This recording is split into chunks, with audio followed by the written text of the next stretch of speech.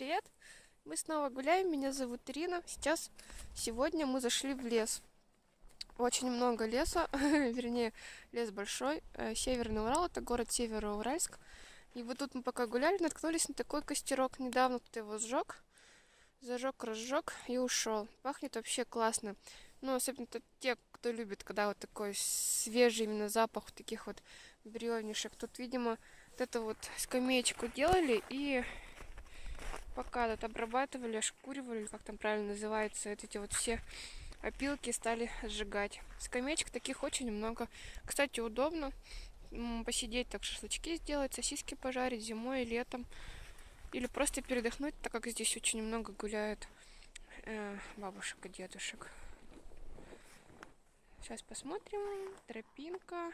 Папа у нас далеко уже ушел с Аленкой. Мы сегодня только пошли с Аленкой гулять, потому что Максимка погуляла с бабушкой. Здесь катаются на лыжах, здесь катаются с горок, там выходные с детками на санках и сами по себе взрослые, в общем, веселье. Вот даже лыжню видно. Ну, тут, кстати, много таких параллельных дорожек. Для лыжников просто класс. Все это дело освещается, все это дело следится, то есть это такой не дикий лес. Вернее, он дикий, но это часть человек приручил, работал. Птички, небо голубое, снег белейший просто. На самом деле, если уйти вглубь этого леса, то можно встретить даже диких животных, которых не хотелось бы встречать. Но мы не пойдем так далеко, потому что нафиг. Тут много скворечников, много кормушек. Подходим мы к Аленушке нашей с папой, слышим, птички поют. Так, гуляем. Погода пока неплохая, но прохладненько. Тепло одета, холода не боимся. И идем дальше.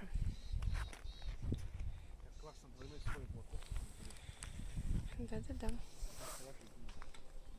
Да-да-да.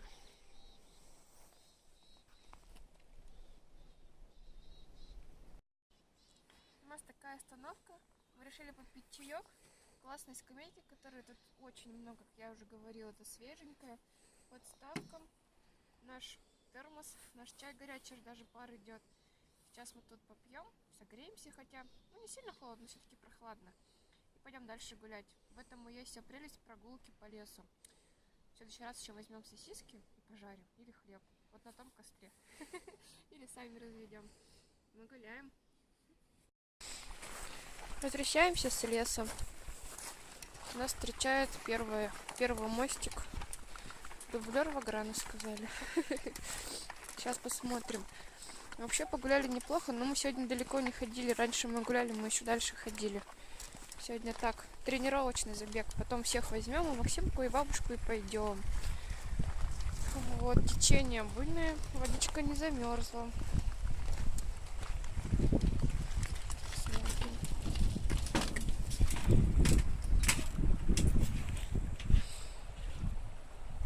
Так-то красиво, конечно, небо, деревья, снежок и вода.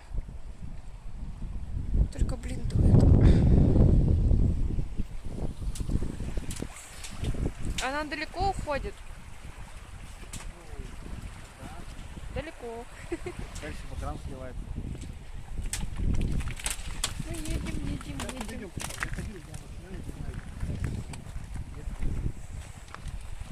А вот этот мост уже через Вагран. Тоже река большая, Вагран. Вытекает.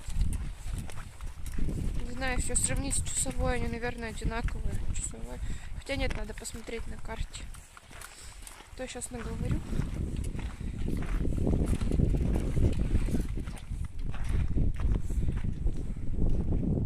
Вон виднеется церковь при въезде в город, если присмотреться. Но раньше так всегда и строили, чтобы церковь видно было со всех сторон города.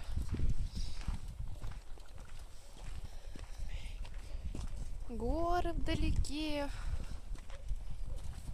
Небо красивое. Папа сейчас будет корячиться один. Ладно, сейчас помогу, потом сниму. Сейчас.